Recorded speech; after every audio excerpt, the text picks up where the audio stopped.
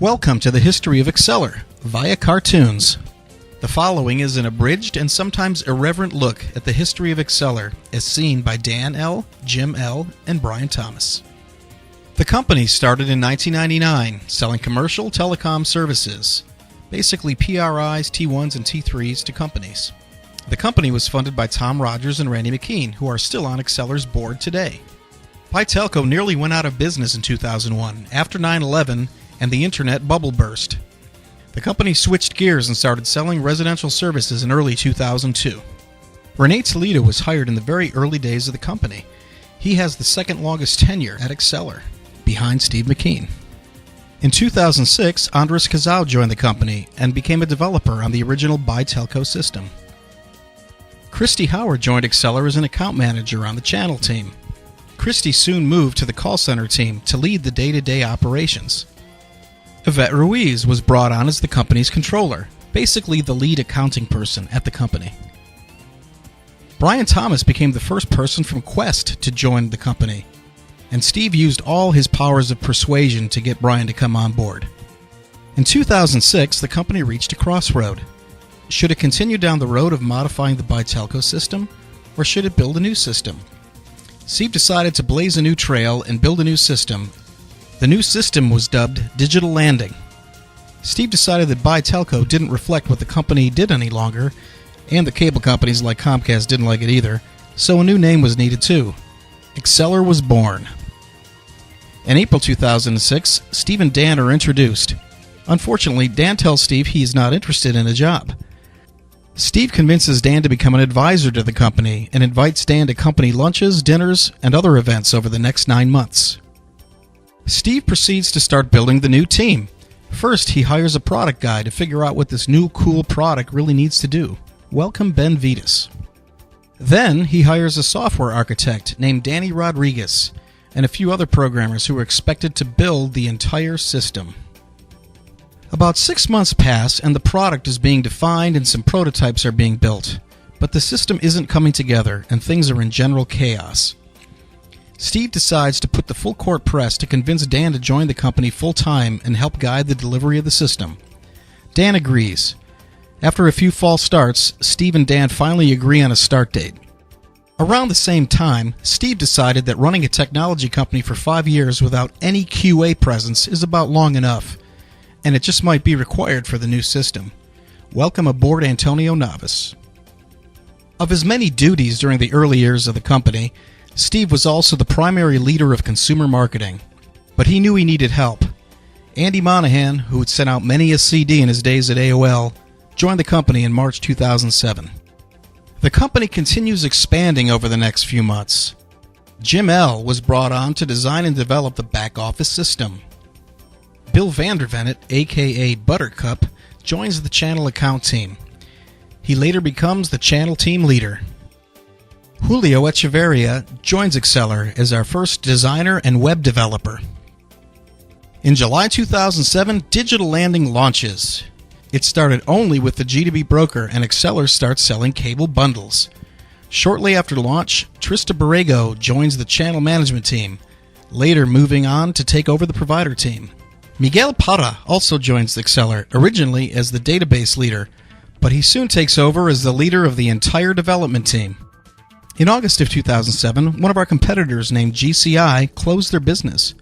A week later, we flew down several key employees from that company to interview, and we hired Brian Keeney, along with a couple other folks who came and went over the years. In late 2007, we launched the Google Mini.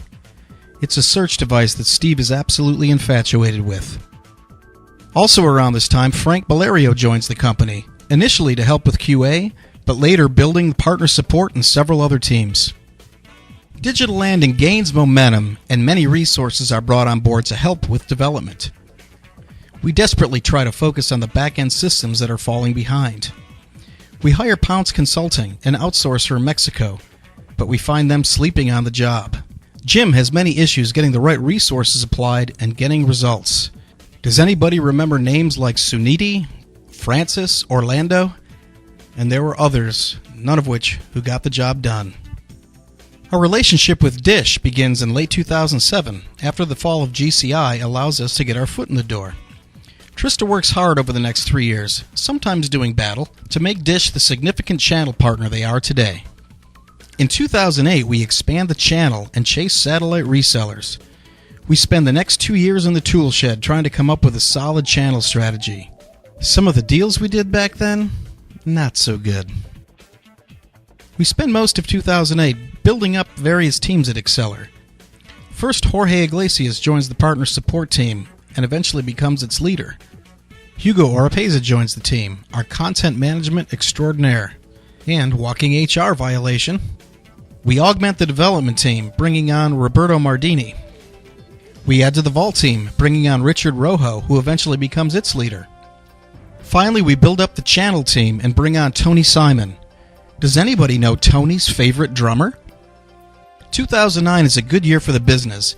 Acceller wins its first Best Place to Work in South Florida award. The team is working hard and playing hard. At work, we have push-up contests. Miguel and his team are hitting their release dates. Partner support is finally organized and firing on all cylinders. Finally, in 2009, we were able to sunset the original Buy Telco platform, and all orders flow through the new digital landing system. We land Florida Power & Light, who becomes a significant and strategic channel partner. 2009 had some personal challenges. One day at the McKean mansion, the smoke detectors were chirping and Steve climbed a ladder to change the batteries. The ladder slipped and Steve took a terrible fall. The gruesome result is documented on the water cooler and included numerous lost teeth and terrible bruising. But fortunately, no broken bones or long-term effects for Steve. Well, other than the numerous trips to the dentist. 2 more leaders joined the company in 2009. Hector Sunol takes over the ops team and really drives that team and takes him to the next level. Felix Luna joins the company to lead the customer service efforts. He later moves to the call center team as performance manager. As 2010 started, the company is firing on all cylinders. We're feeling good about the future. We win our second consecutive Best Place to Work award, where Jim delivers a notable speech, which I'll now read in its entirety. Thanks for trying out. Later in the first quarter, we're taking daily punches in the gut as one of our large cable providers is complaining about our activation rates. We take another big punch in the gut when one of our large channel partners inform us they're moving their business to one of our competitors. We're hurt, but still ready for the fight. In April, the large cable provider informs us they no longer want us to sell their products. That's a huge punch in the jaw, and it puts the company down for a 10 count. While we lost a battle, we're not going to lose the war. We get back to our feet and fight like mad for the rest of the year. We take a hard, critical look at ourselves and make many improvements across the board.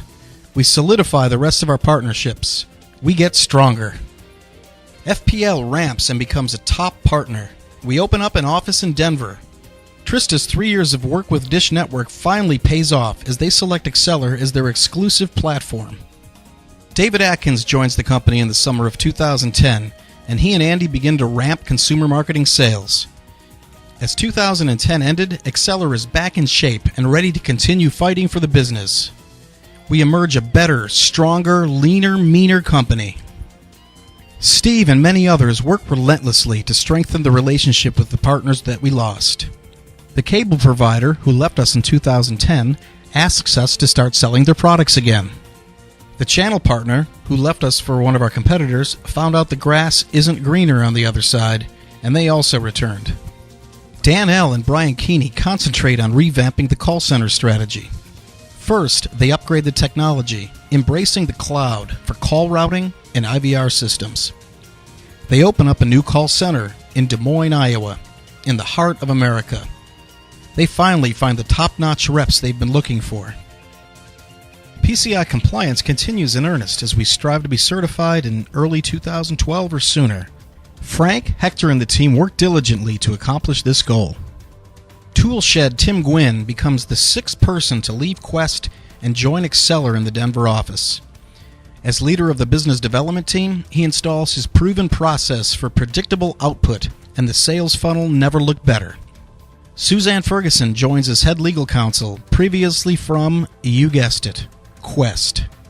Tim rounds out the business development team with 2 new hires, Rick Terpstra and David Hoover, and they joined us from, let me think, Quest. David Smith joins Acceller in Miami as the marketing strategy leader, initially driving our lead generation efforts. Note, David throws a mean frisbee. As the year draws to a close, our growth is back on track, and the company is producing record sales and profit.